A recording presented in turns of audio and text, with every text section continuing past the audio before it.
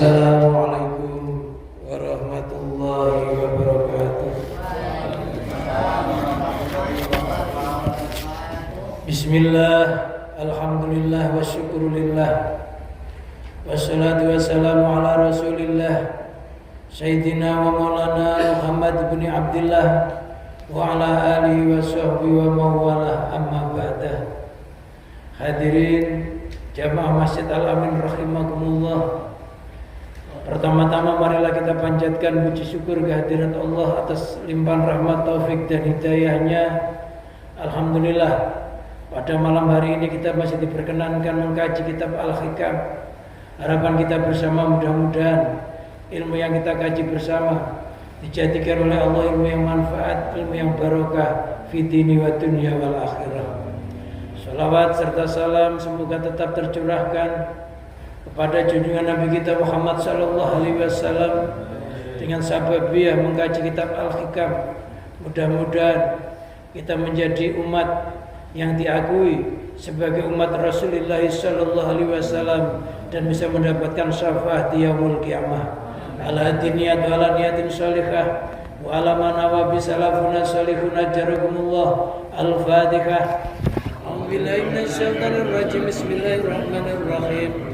Alhamdulillahirabbil alamin arrahmanir rahim maliki yaumiddin. Iyyaka na'budu wa iyyaka nasta'in ihdinas siratal mustaqim siratal ladzina an'amta 'alaihim ghairil maghdubi 'alaihim waladdallin.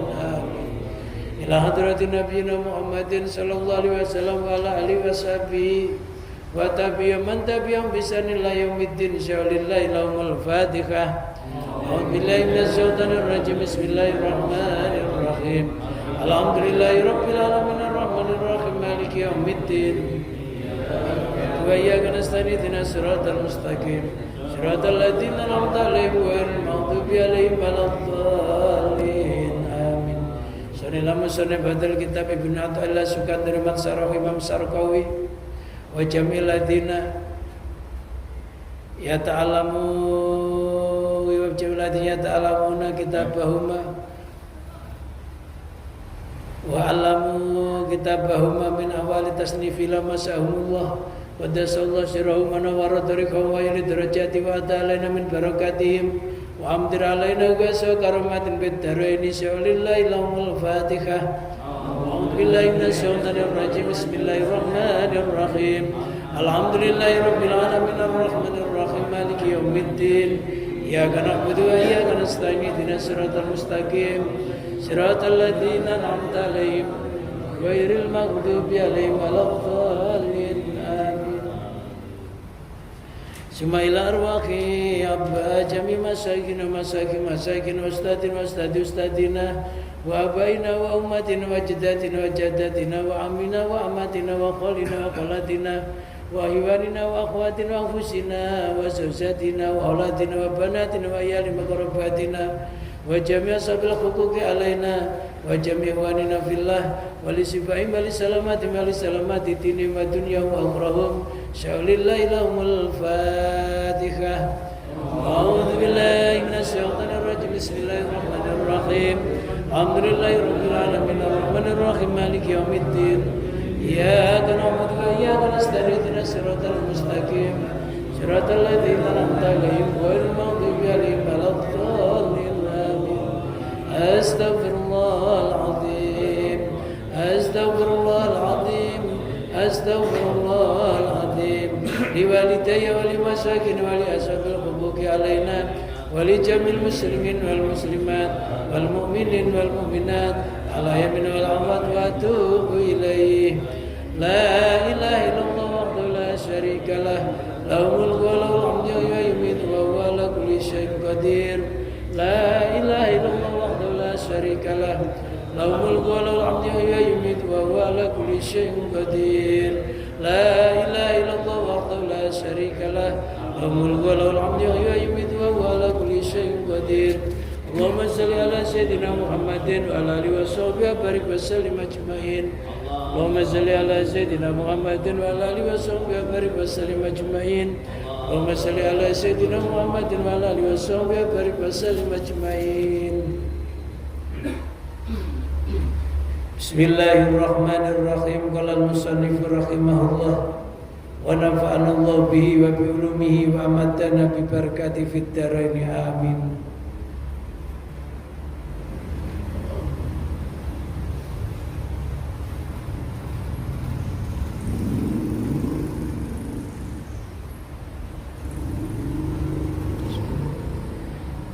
Ilahi hadza dhulli dhahirun baina yadayk wa hadha hali la yafa alaik minka asrubul wusula ilaik wa bika astadilu alaik fahdini binurika ilaik wa akimni bisidqil ubudiyati baina yadayk. Ilahi dua Tuhanku, hadza bermula ini itu dzulli kehinaanku, zahirun yang nampak baina yadaika di antara hadapanmu, wa hadza bermula ini itu hali keadaanku la yafa enggak samar alaika atasmu, minka darimu atlubu mencari siapa aku al-wusul akan wusul ilaika kepadamu, wabika dan hanya dengan pertolonganmu, wabika dan hanya denganmu astadil mengambil dalil siapa aku alaika atasmu, fahdini maka tunjukkanlah aku binurika dengan cahayamu ilaika kepadamu, wakimni dan dirikanlah padaku bisidqil ubudiyati dengan benarnya penghambaan baina yadaika di antara hadapanmu. Ilahi hadza dzulli dari baina yadaik, dua Tuhanku, hadza dzulli ini merupakan kehinaanku, dhahirun yang nampak baina yadaika di antara hadapanmu,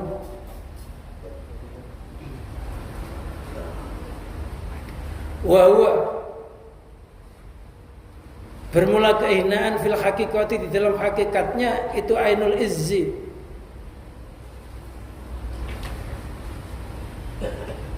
kenyataan kemuliaan, wal fahri dan kebanggaan.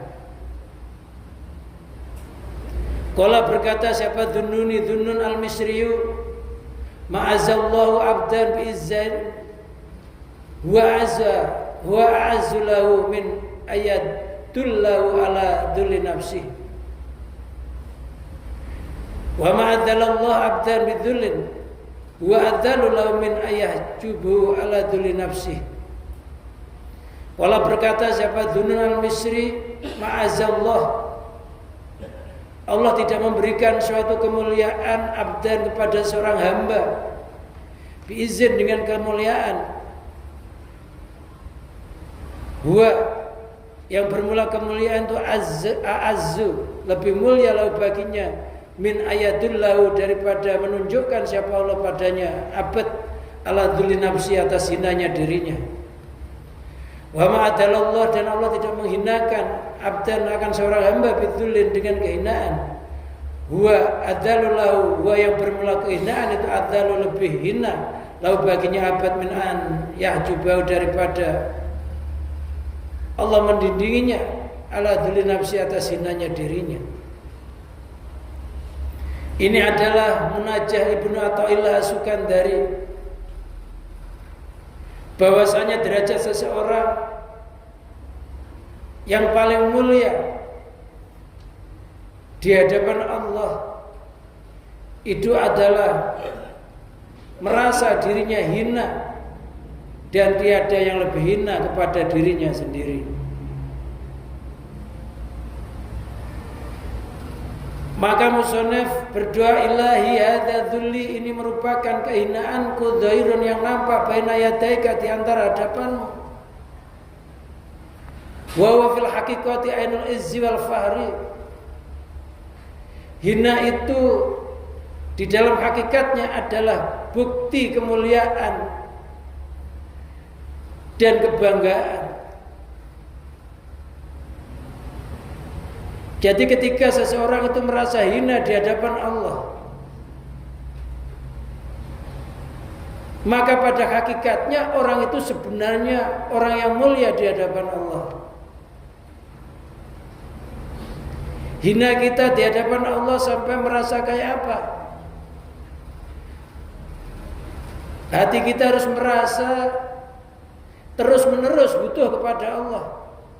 Laksana pengemis, laksana gelandangan yang nggak punya sesuatu apapun, butuh pertolongannya orang-orang yang mempunyai harta benda.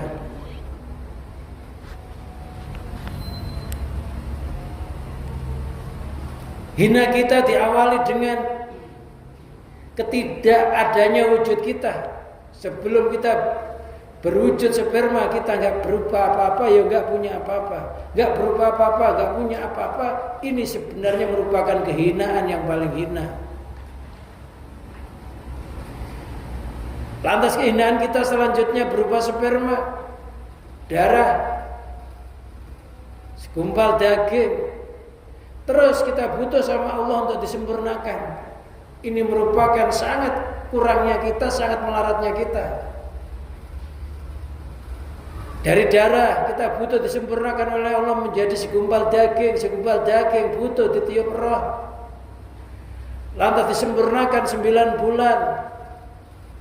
Maka terlahirlah kita di alam dunia ini juga dalam kondisi hina, telanjang bulat. Ya nggak malu, memang rasa malunya belum ada.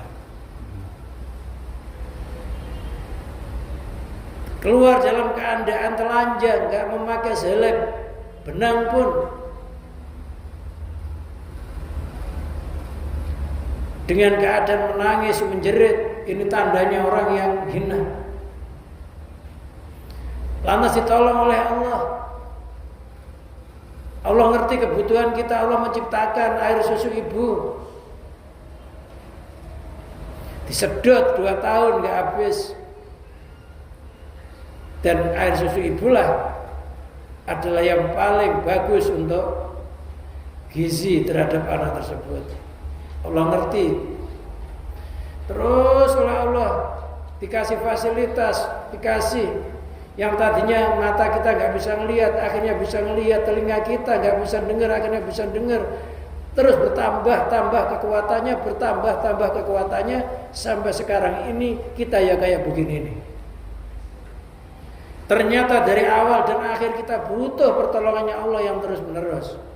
Orang yang merasa dirinya nggak berdaya, hanya Allah yang menolong, itu namanya orang yang merasa hina di hadapan Allah. Orang yang terus-menerus hatinya kayak begitu, butuh pertolongannya Allah, Allah akan mencukupi orang tersebut. Itu orang yang mulia. Orang yang mulia itu orang yang tahu diri, tahu ke diri. Namanya tahu takwa. Tahunya aja takwa. Tahu diri maksudnya orang yang paling mulia itu orang yang tahu jati dirinya.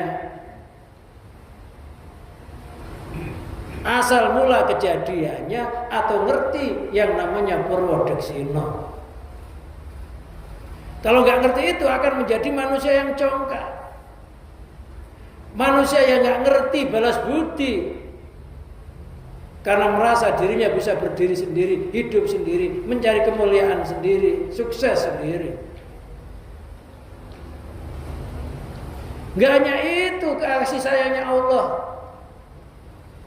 Allah menciptakan kedua orang tua kita dengan rasa kasih sayang, mendidik kita, merawat kita. Siapa yang membuat hati orang tua kita punya rasa kasih sayang terhadap anaknya? Allah. Tanpa Allah kita nggak berwujud apa-apa, nggak jadi apa-apa. Loh, Allah menyuruh kita taat, kita ibadah, kita ingkar. Ditolong mulai belum berupa apa-apa sampai berupa setetes air yang hina, disempurnakan sampai sekarang ini loh. Kok tiba-tiba khianat? Ditolong, malah bawa pedang pengen merangi yang nolong. Aneh. Maka orang itu harus tahu jati dirinya, dari mana asalnya. Lantas diciptakan di dunia itu untuk apa? Lantas kalau sudah ngerti untuk apa dia mengabdi kepada yang punya, pulangnya kemana? Kita dari mana, pergi kemana, pulang kemana? Jangan kayak orang linglung, pergi nggak punya tujuan, mau pulang nggak tahu rumahnya. Itu namanya orang linglung. Orang nggak ngerti majikannya. Siapa majikan kita? Allah Subhanahu wa Ta'ala. Tiap hari dikasih nafas, keluar masuk, nggak merasa dikasih oleh Allah. Kasih kesehatan, nggak merasa dikasih oleh Allah. Sehatnya bertahun-tahun, sakit sehari udah ngeluh. Lamaan sakitnya apa sehatnya? Lamaan sehatnya sebenarnya. Merasa kayak begitu itu namanya hina di hadapan Allah. Itu harus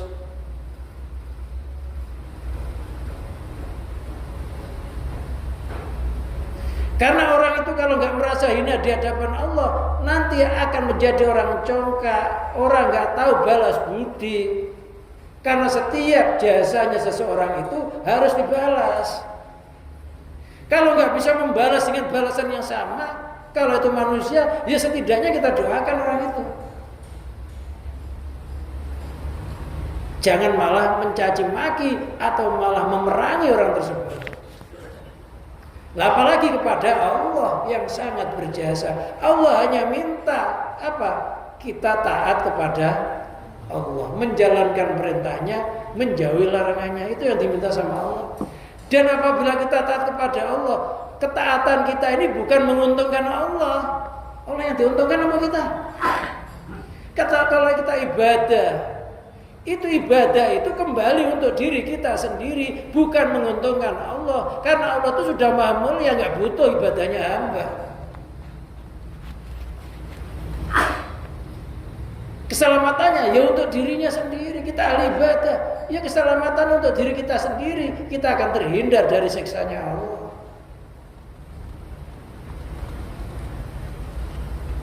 Jadi yang diuntungkan bukan Allah. Allah itu maha kaya, maha cukup, nggak butuh ibadahnya hamba. Kalau kita ibadah itu akan kembali manfaatnya kepada diri kita sendiri. Innallaha la yudayyi'u ajral muhsinin. Allah nggak menyia-nyiakan, nggak menelantarkan pahalanya orang-orang yang mau berbuat kebaikan. Bukan Allah yang diuntungkan. Masjid ini kosong, nggak ada yang ngaji, nggak ada yang jamaah. Kok Allah bangkrut ya enggak? Tapi karena manusia diciptakan oleh Allah memang tujuannya untuk beribadah, maka dituntut. Wa ma khalaqtul jinna wal insa illa liya'budun. Saya menciptakan manusia dan jin kecuali untuk beribadah. Sudah diciptakan nggak mau ibadah, ya dituntut oleh Allah. Karena kita menjadi khalifah di muka bumi ini. Khalifah pertama di muka bumi Nabi Adam. Seterusnya generasi-generasinya kita ini khalifah. Semuanya punya amanah. Kullukum ra'in wa kullukum mas'ulun an ra'iyatihi. Tiap-tiap kamu itu pemimpin, kamu akan ditanyai tentang kepemimpinanmu.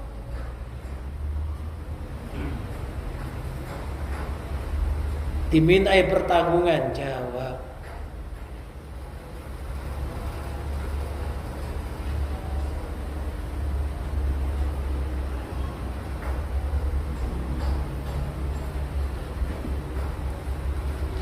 Jadi semuanya tanpa Allah kita nggak berubah apa-apa, nggak jadi apa-apa.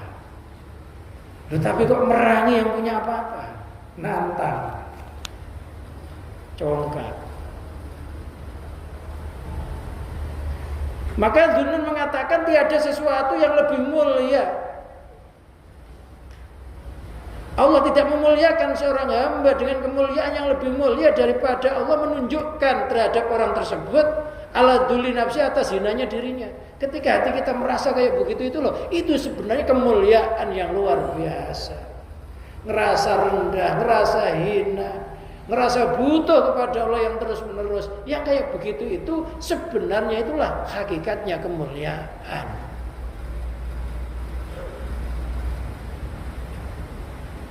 Jadi tiada kemuliaan seseorang kecuali orang itu mengerti jasanya yang menciptakannya.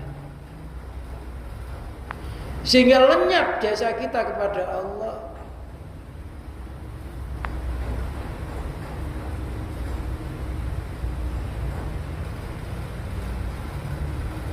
Hatinya ditunjukkan oleh Allah, merasa ya Allah, seandainya hati ada Engkau yang mau wujud, gak mungkin saya wujud. Ya Allah, dengan adanya wujud-Mu saya bisa wujud. Asal saya status air yang hina, jadi ya kayak begini. Kalau bukan Engkau yang menyempurnakan, gak mungkin ya Allah. Ya Allah, setelah saya sempurna kayak begini, saya balik, saya berakal, bisa membedakan yang benar, yang salah. Sapi punya tubuh yang besar, saya juga punya tubuh gak sebesar sapi, tapi saya lebih sempurna ya Allah. Alhamdulillah, saya gak diciptakan sebagai binatang. Bersyukur sama Allah. Dikasih badan normal, kaki normal, tangan normal, pikiran. Bersyukur kepada Allah. Tanpa Allah kita gak bisa berbuat apa-apa. Apa jasa kita kepada Allah setelah Allah memberikan jasa yang besar kepada kita?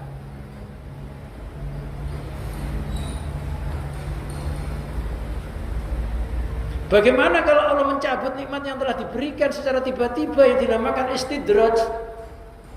Istidraj itu orang dikelimpahi nikmat, disayang-sayang, tapi nggak merasa dirinya disayang-sayang, malah kurang ajar sama majikannya. Tapi majikannya terus melimpahkan, orang itu jadi orang terkenal, orang hebat. Itu namanya istidraj, dilulu, diulur. Kalau sudah nggak mau ingat, diingatkan. Nggak mau mengingat asal mula kejadiannya, kehinaannya, ya ditimpa adab dengan seketika. Sebagaimana Qarun, congkak dengan harta bendanya, ditenggelamkan di dalam bumi. Sebagaimana Fir'aun ditenggelamkan di Laut Merah, congkak dengan kekuasaannya. Tiba-tiba dia nggak ngerasa, dikiranya ngejar Nabi Musa, nanti ketangkep Musa. Ternyata dia menamatkan dirinya di Laut Merah. Itulah akhir kematian Fir'aun, ditelan laut. Akhir kematian Qarun, ditelan bumi. Akhir kematian Raja Namrud yang merangi Nabi Ibrahim, dihujani batu. Tendang angin puting beliau, hancur. Karena nggak tahu balas budi.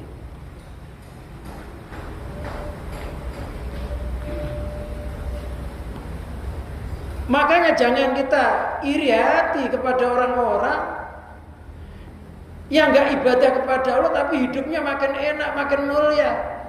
Ingat, itu istidraj. Bisa jadi orang tersebut nanti akhirnya yang naik mobil yang mewah tapi lupa kepada Allah, berakhir naik kursi roda. Bisa aja. Banyak orang-orang kaya raya berakhir naik kursi roda. Mendingan kita melarat begini ya, kemana-mana bisa dengan kaki yang ya adalah sakit-sakit dikit-dikit. Paling asam urat. Lebih besar lagi asam kawak, campur asam Jawa.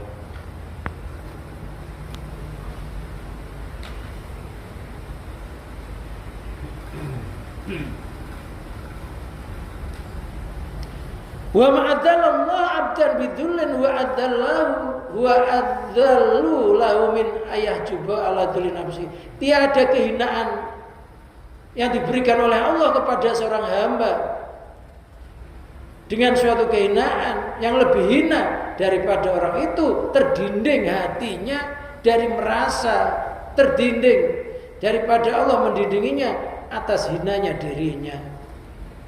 Kehinaan yang sangat itu orang nggak ngerti kalau dirinya itu hina. Orang hina nggak ngerasa dirinya hina.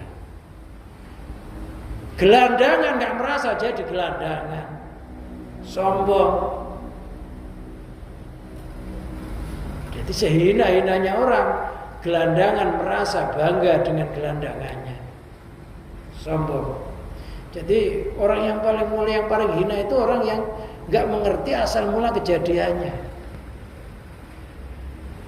Pikirannya kita hidup di dunia itu udah begini aja, nggak tahu asalnya sperma disempurnakan oleh Allah, nggak merasa Allah yang buka nutup mulut kita, nggak merasa Allah yang buka mulut mata kita, yang bolongi telinga kita, yang ngasih indera rasa, semuanya Allah, nggak ngerasa itu, seolah-olah alami, sehingga dia nggak percaya Tuhan etis,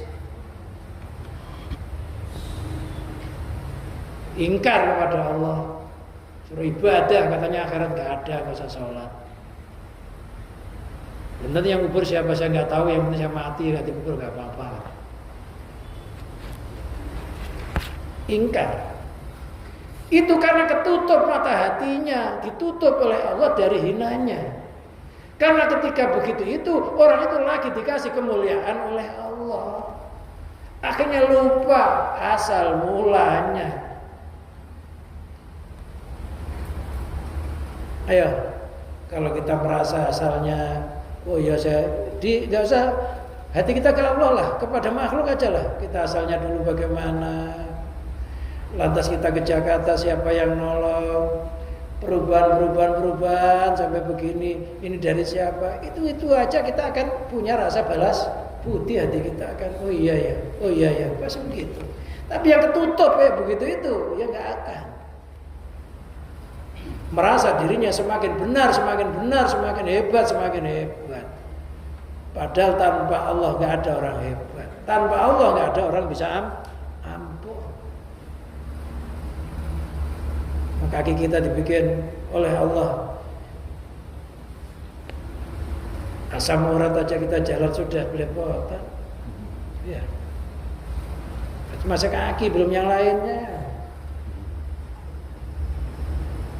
Kok mau sombong dari mana?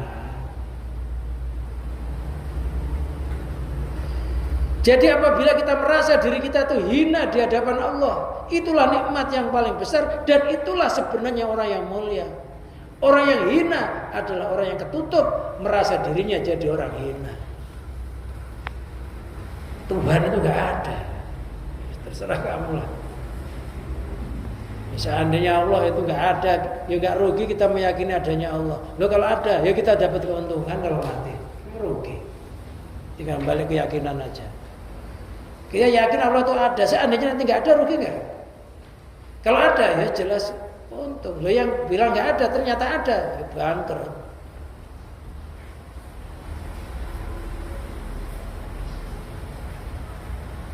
Wa hadza hali la yafa alai. Wahada ini merupakan keadaanku yang gak samar atasmu. Masa ini aslinya hina, gak samar di hadapan kamu Allah.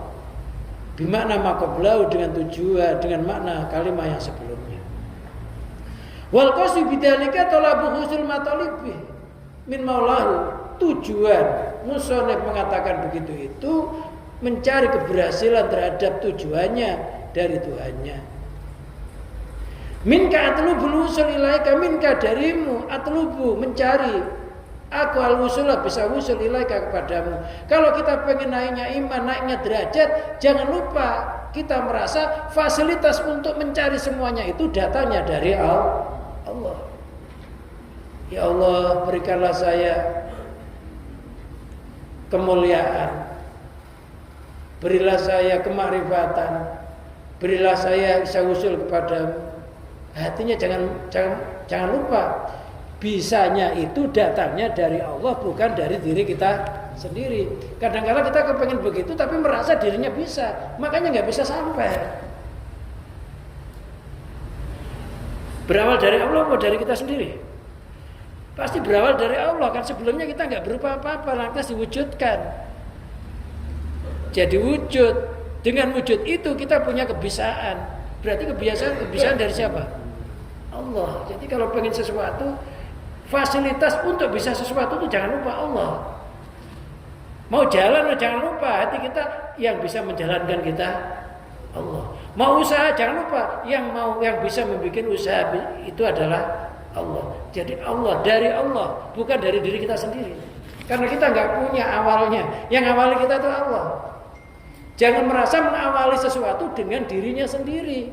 Karena manusia itu hadis. Apa hadis? Baru. Sesuatu yang baru itu pasti ada penciptanya. Jadi jangan sampai kita mengawali sesuatu merasa yang mengawali kita, tapi hati kita merasa yang mengawali sesuatu itu Allah.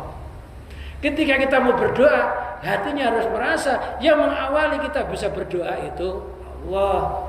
Mau sholat, merasa yang mengawali kita bisa sholat itu datangnya dari Allah. Dari Allah untuk kita, itu hadiah. Sholat, zikir, itu hadiah dari Allah. Tanpa hadiah dari Allah kita nggak bisa, termasuk ngaji begini. Tapi kadang-kadang kan kita merasa diri kita, lantas kita berdoa, merasa punya doa, menuntut, merasa punya tuntutan. Itu namanya mahjub, itu namanya orang yang terhijab terhadap dirinya. Itu orang yang nggak tahu jati diri. Nah, kita ngaji ke sini itu yang mengawali kita bisa ngaji siapa? Allah. Karena makhluk itu baru. Allah itu qadim, makhluk itu jadid, baru. Allah itu dahulu. Nah, kebanyakan kita lupa diri kita sendiri yang mengawali. Padahal yang mengawali diri kita itu Allah. Sebelum kita bergerak, yang menggerakkan, yang mengawali siapa? Allah. Sebelum kita berupa sperma, yang mengawali Allah. Sampai sekarang ya terus Allah itu awal, nggak pernah. Yang mengakhiri ya Allah. Yang mengawali kita ya Allah, yang mengakhiri kita ya Allah. Makanya awalnya dibacakan bismillah, akhirnya ditutup alhamdulillah. Maka sempurnalah kehidupan orang tersebut karena awalnya Allah, akhirnya Allah. Wal awal wal akhir.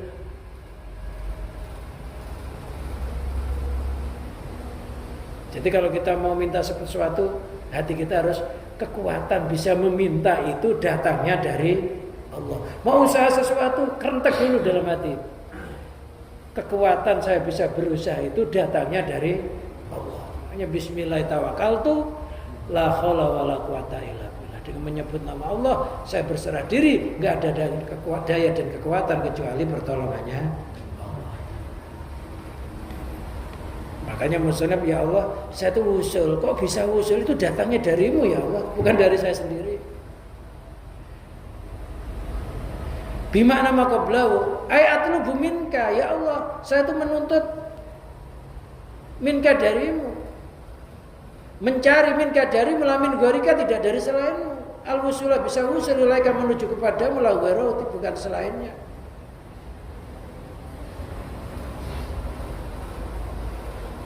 Jadi kalau mencari sesuatu harus dari Allah. Sampainya harus menuju kepada Allah, dari Allah menuju Allah. Jangan dari makhluk menuju Allah atau dari Allah menuju makhluk.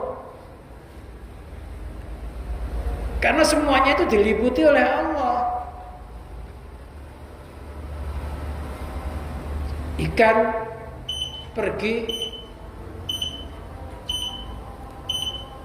ketemu ikan yang lain, merasa nggak ada jasanya air, bener nggak? Jadi ikan beranjak itu karena air. Ikan bisa ketemu ikan yang lain juga karena air. Yang nemukan ikan yang lain itu ya juga air juga. Maka ikan itu ya bagian dari air itu. Yang dimaksud air itu adalah kebesarannya Allah. Allah yang meliputi makhluknya kayak samudra tanpa tepi.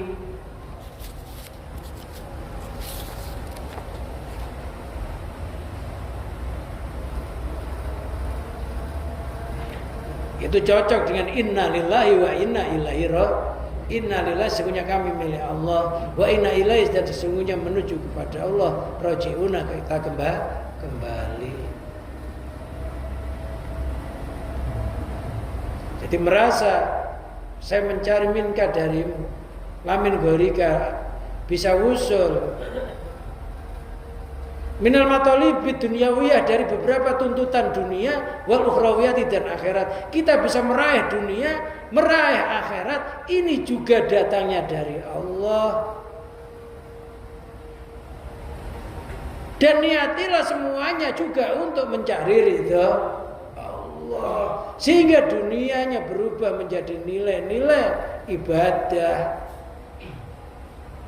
Kita mengambil dunia ini, merasa dunianya kita ambil milik Allah. Badan sekujur kita, jiwa raga kita juga milik Allah. Kita ambil dunia itu tapi gak lupa Allah. Maka dunia yang kita ambil itu nilainya ibadah, nilainya akhirat. Jangan sampai dunia masih wujud dunia karena buruknya i'tikad.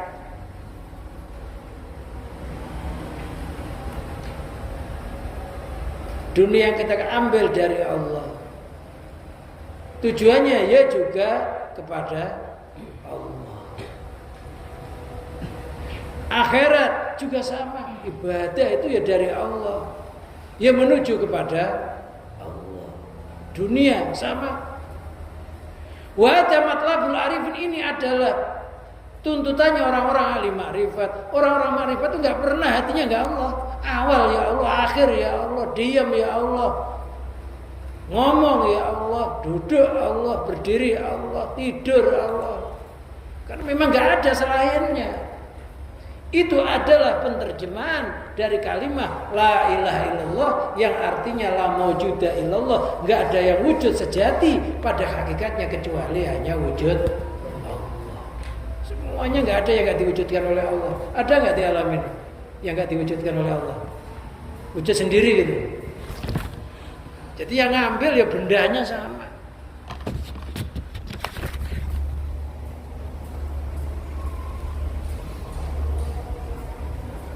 Wabika astadilu alaika, wabika dan denganmu, artinya dengan pertolonganmu. Astadilu alaika, saya mencari dalil atasmu.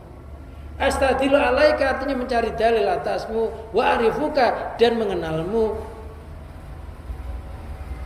Bika dengan melabai ghairika, tidak dengan selainmu. Bahkan kita bisa ma'rifat itu datangnya dari Allah, dari pertolongannya Allah. Tanpa Allah kita nggak akan bisa ma'rifat.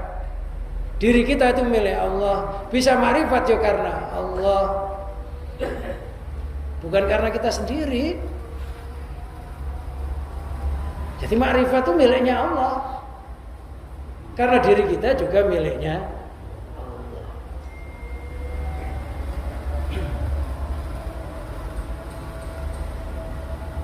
Labi gorika tidak dari selain minat dalil wal burhan, dari dalil dan hujjah. Bukan karena banyaknya kita ini ilmunya, banyaknya kitab, banyaknya guru, kita bisa mengenal Allah. Tapi kita bisa mengenal Allah ini memang karena pertolongannya Allah, yang menyampaikan juga Allah, ma'rifatnya juga milik Allah. Qila li ba'dil arifin, dikatakan kepada sebagian orang ahli ma'rifat, bima arafta rabbaka, bima arafta rabbaka, dengan apa kamu bisa mengenal Tuhanmu? Maka sebagian orang ahli ma'rifat menjawab, araftu rabbi bi rabbi, saya mengenal Tuhanku dengan Tuhanku. Laula rabbi ma'araftu Rabbi, sekiranya nggak ada Tuhanku, pasti saya nggak bisa mengenal Tuhanku.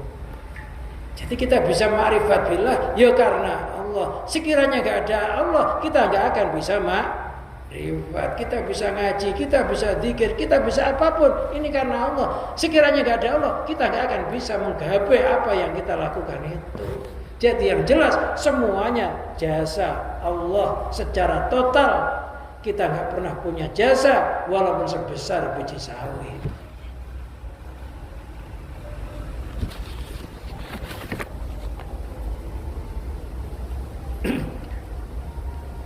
Jadi orang bisa ma'rifat billah ya karena Allah.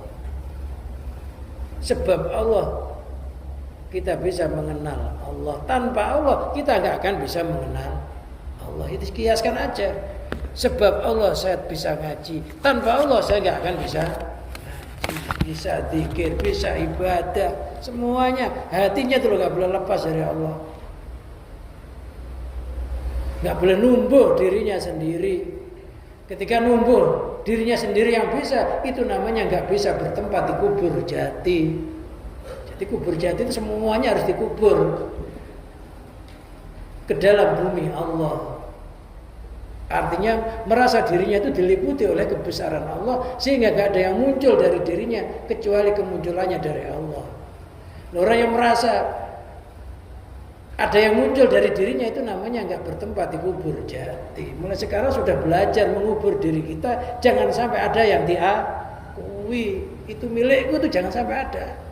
Mulai sekarang udah belajar masuk kubur, namanya kubur jati, memendam dirinya di dalam kekuasaannya Allah, di dalam kehendaknya Allah.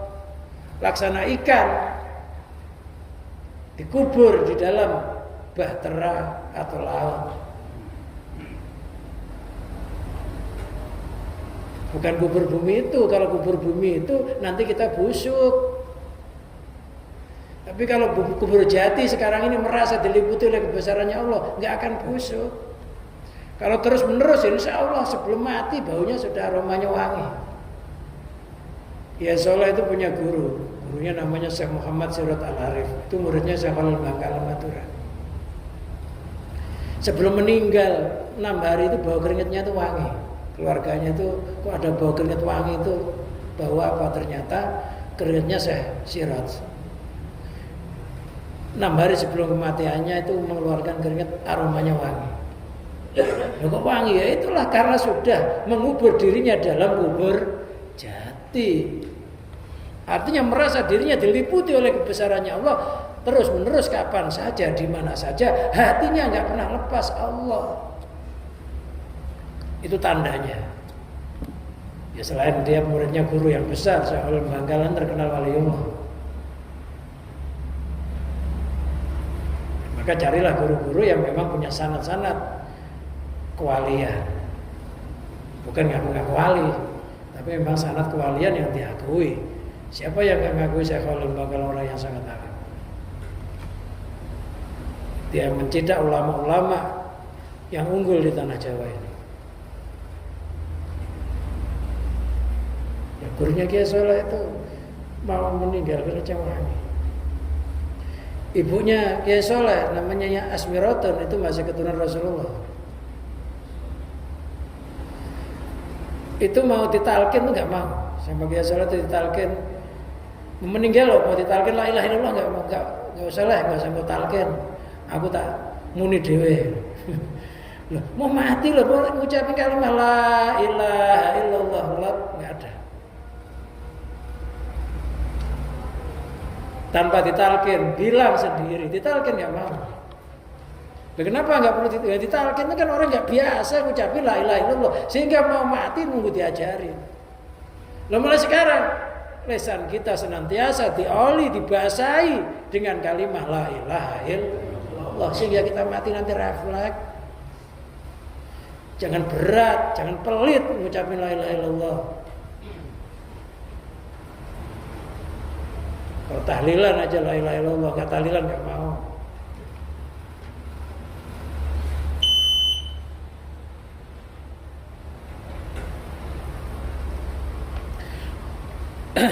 Wa qala ba'dum la dalil Allah siwa, enggak ada dalil atas Allah kecuali, enggak ada dalil mengalahkan Allah selain Allah. Jadi enggak ada yang bisa menunjukkan selain Allah, tuh enggak ada, semuanya itu Allah. Wa inal ilmu itlabu li adabil khidmah wa aminamal ilmu, adapun ilmu itu dicari karena etika pelayanan. Kalau kita nyari ilmu secara etika ya harus pakai guru. Tapi hakikatnya yang maha guru itu Allah. Secara etika ya kita nyari guru, nyari kiai.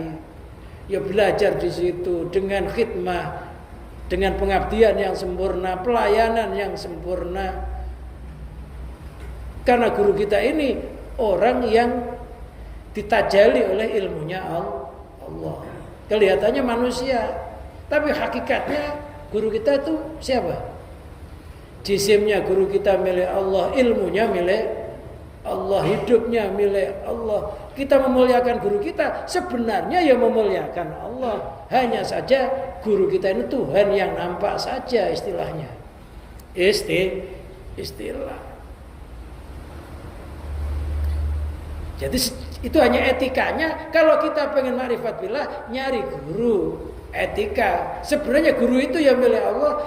Yang menggerakkan kita bisa nyari guru sebenarnya juga Allah. Ilmu kita, ilmunya guru kita sebenarnya juga milik Allah. Tapi secara hukum zahir harus ada etika, ada tata krama. Maka ada tata kramanya guru sama murid. Ada etikanya murid sama guru. Ada adabnya. Itu ada dalam kitab namanya Adabus Suluk. Etika orang yang menempuh berjalan menuju kepada Allah. Dibimbing oleh seorang guru. Jadi nggak mungkin Allah langsung ngajari kita langsung begitu. Nabi Muhammad ada gurunya nggak? Ada. Siapa guru Nabi Muhammad? Malaikat Jibril itu gurunya.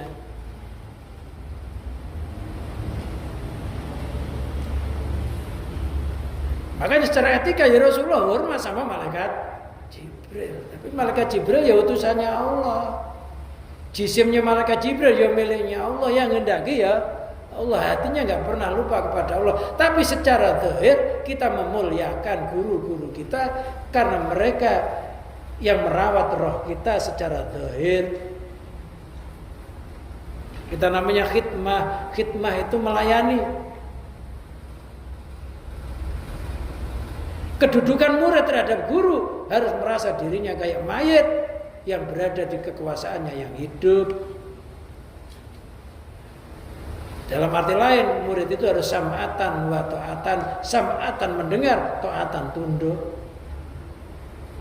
Jadi guru itu yang ditajali oleh ilmunya Allah, pilih oleh Allah. Namanya ulama. Al-ulama warasatul ya ulama warisnya para nabi. Itu gurunya malaikat Jibril. Berarti memuliakan ulama, ya memuliakan Rasulullah. Memuliakan Rasulullah, ya memuliakan malaikat Jibril. Menghormati malaikat Jibril, hakikatnya ya memuliakan Allah.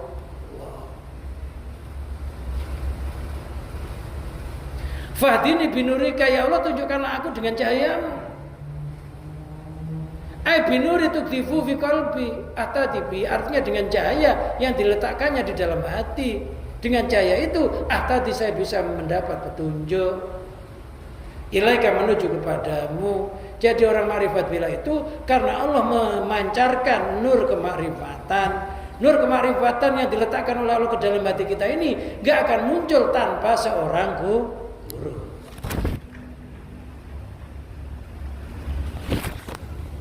Ya gurunya sampai Rasulullah.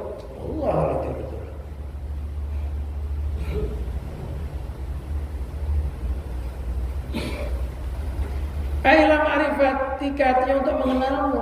Ma'rifatan khusus, dengan kemarifatan yang khusus. Jadi ketika Allah meletakkan cahaya ke dalam hati kita, maka kita bisa mengenal sesuatu. Maka hati yang gak ada cahayanya itu ibarat ruangan yang gelap.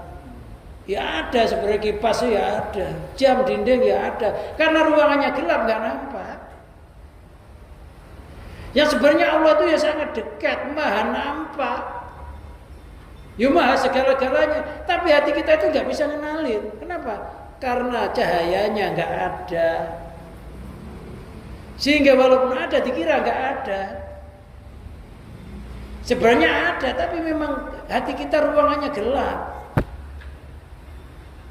Sehingga dikiranya nggak ada. Jadi Allah itu kan sangat dekat. Allah itu sangat nampak, gak ada selainnya. Tapi hati kita kadang gak kenal. Kenapa gak mau kenal? Karena oleh Allah gak dikasih cahaya, sehingga keberadaannya dianggap gak ada karena gelap. Ya kita butuh cahaya hati. Wa aqimni bisidqil ubudiyah baina yadaik. Wa aqimni, dirikanlah aku dengan benarnya kehambaan di antara hadapanmu. Karena kehambaan kita ini belum benar di hadapan Allah. Kebanyakan nggak jujur. Nah, kita sholat aja nggak jujur kok. Jujur nggak? Sholat itu tujuannya kan innani anallah la ilaha illa ana fa'budni wa aqimi sholah li dzikri. Dirikanlah sholat untuk mengingatku. Ternyata kita sholat itu fisiknya yang ngadep ke Ka'bah arahnya. Mulutnya ya qomat kamit baca Fatihah, tapi hatinya ternyata nggak jujur kemana-mana. Ya. Ada yang ingat anak, ada yang ingat kerjaan, ada yang ingat utang, ada yang ingat saya nanti habis sholat itu mau kemana ya? Ada udah dirancang. Nanti saya kalau nggak keburu pulang, waduh istriku nutup itu lagi, kunci lagi. Gimana saya lewat mana? Sholat itu lo ngerancang pulangnya, lo ngapain? Lo kita itu namanya khusyuk itu ya konsen sama yang dihadapi. Selain yang dihadapi itu dihilangkan, itu namanya khusyuk. Kalau kita ngaji ini pikirannya jangan kemana-mana. Kalau kemana-mana ya namanya nggak khusyuk. Sholat itu pikirannya ada di dalam sholat itu. Apa hakikatnya sholat? Ingat Allah. Selain Allah harus lebur. Ya Pak, kalau nggak kita angen-angen apa kira-kira hilang itu istrinya? Ya enggak juga kan? Diangen-angen enggak, diangen-angen istri kita ya begitu, itu anak kita ya begitu. Diatur sama Allah, udah dikasih kedudukan sendiri-sendiri. Jadi sholat yang khusus ya hanya ngadep sama Allah. Zahirnya ngadep Allah, hatinya ngadep Allah. Ternyata kita sholat itu zahirnya kelihatannya ngadep sama Allah, tapi hati kita nggak ngadep sama Allah. Itu namanya ubudiyah kita nggak jujur. Udah ngelamun begitu ya tega itu, habis itu minta doa agar diberikan kemuliaan dunia akhirat. Di dunia hidupnya enak, rumahnya gedung, makro-makro, istrinya kalau bisa jangan satu. Mati masuk surga, temennya bidadari. Padahal ngelamun ibadahnya, malu enggak sebenarnya? Yang layak minta begitu itu orang yang jujur kerjanya. Loh kita kerjanya nggak jujur kok. Minta kayak begitu loh ya nggak malu. Kita masih oleh Allah digerakkan bisa sholat itu masih alhamdulillah walaupun ngelamun. Biar yang penting Allah gerakin. Subuh masih bisa sholat subuh, nggak kesiangan alhamdulillah. Duha masih digerakkan bisa sholat duha walaupun banyak ngelamunnya biarin, tapi Allah kan masih pakai gitu loh. Alhamdulillah masih dipakai oleh Allah walaupun nggak jujur, masih dijadikan karyawannya Allah. Masih seneng nggak? Ya senang. Nah Allah tuh tahu loh kalau kita ngelamun, tahu nggak? Nah, kalau kita kerja sama makhluk aja loh, kalau kita nggak jujur ketahuan majikannya bisa dipecat kan? Sekali, dua kali mungkin diampuni, 3 kali pecat. Lah Allah tahu kalau kita nggak jujur hampir tiap waktu sholat loh. Iya. Tapi alhamdulillah Allah masih pakai lagi. Duhur ya alhamdulillah masih digerakkan bisa sholat duhur, syukur kalau masih jamaah, asar masih dipakai oleh Allah. Dengar adzan ya masih tergerak hatinya, alhamdulillah masih dipakai walaupun nggak jujur, masih diakui sama Allah gitu loh, dipakai. Sebenarnya nggak jujur kan? Ada yang kurang ajar juga, keluar nyuri sandal ya. Udah sholat yang lamun, belakangan pulang nyuri sandal lagi. Ya Allah. Tapi masih seneng aja ke masjid, masih dipakai juga sama Allah. Ya mudah-mudahan diampuni dosanya gara-gara masih dipakai itu. Hakim nih bana yatek. Ya Allah dirikanlah kamu di antara hadapan, bi antajalni hadiral qalbi, dengan umpamanya kau jadikan aku punya hati yang hadrah maka bersamamu. Khalaqauni musahiban li sidqil ubudiyah, dalam keadaan keberadaanku dibarengi dengan jujurnya penghambaan.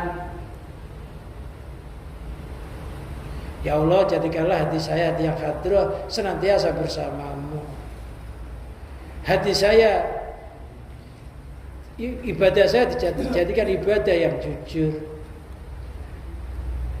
Ayat ubudiyah sodiko, artinya ubudiyah penghambaan yang benar. Bi'aladhar alaih say'un min asofir rububiyah, dengan umpamanya ibadah yang benar itu, penghambaan yang benar itu tidak nampak sesuatu apapun atasku dari beberapa sifat Tuhan. Hatinya enggak merasa mempunyai sifat Tuhan. Allah wujud, berarti kita merasa enggak wujud. Allah itu punya sifat kuasa, berarti hati kita harus merasa lemah. Ketika kita merasa punya kekuasaan, berarti kita telah merebut sifat Allah. Itu namanya enggak ubudiyah yang jujur. Ketika Allah berilmu, kita harus merasa bodoh. Allah berkehendak, Allah kuasa, kita merasa lemah. Ya sama terusnya. Allah Maha Kaya, kita merasa melarat. Itu namanya ubudiyah yang benar. Tidak merebut sifat Allah, diakui sebagai sifatnya. Sifat 20 itu wujud, kita bako, sampai seterusnya itu jangan sampai kita akui sifat kita. Sifat kita ya sifat mukhal itu. Bal aku mutasiman bi inayatil bi ghayatil azzi, bahkan saya mempunyai sifat dengan puncaknya kelemahan. Kita itu sangat lemah. Karena sangat lemahnya kita nggak bisa bergerak tanpa digerakkan oleh Allah. Kita nggak bisa berkuasa tanpa diberi kekuasaan oleh Allah. Jadi kita itu punya sifat ghayatil azzi, sangat lemah. Kata-kata sangat lemah itu ya sudah nggak ada daya apa-apa tanpa Allah, udah nggak bisa. Nafas saja tanpa Allah bisa nggak?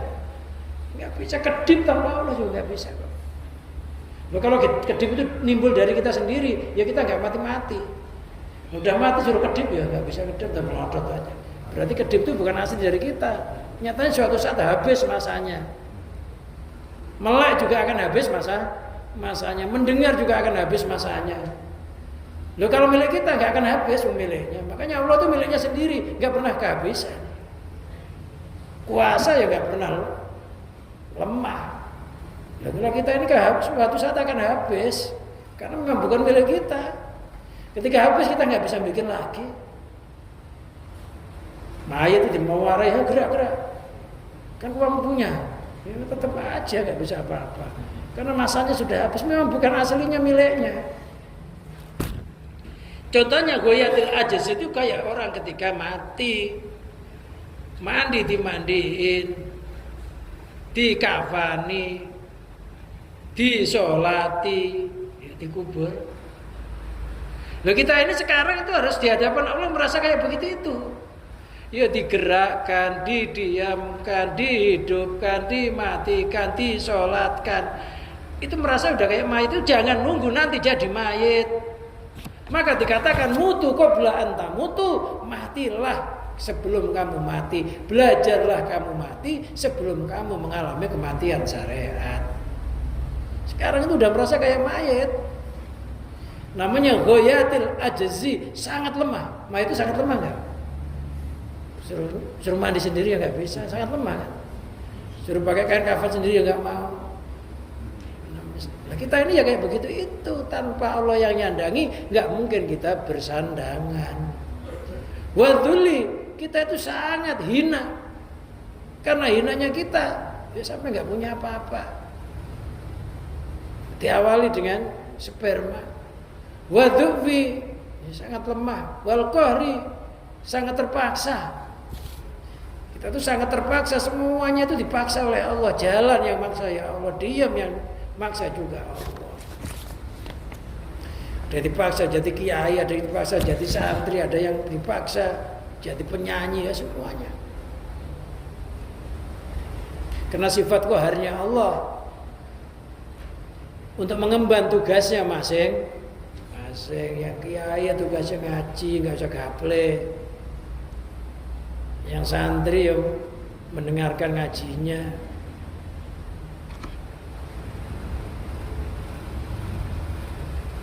Walaidhar aliyah saya min kuwatin au izin, gak ada yang nampak atasku sesuatu apapun berupa kekuatan, au izin atau kemuliaan, keperkasaan, au kudratin kuasa, au ghinan atau kaya.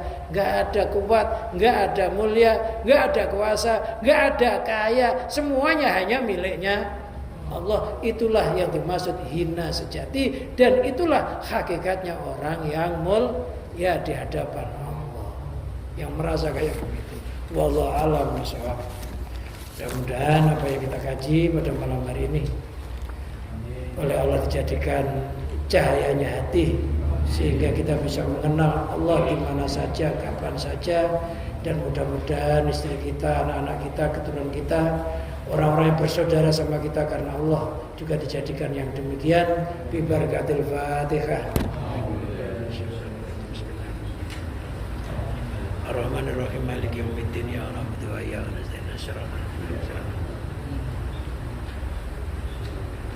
Al-afu minkum wassalamualaikum warahmatullahi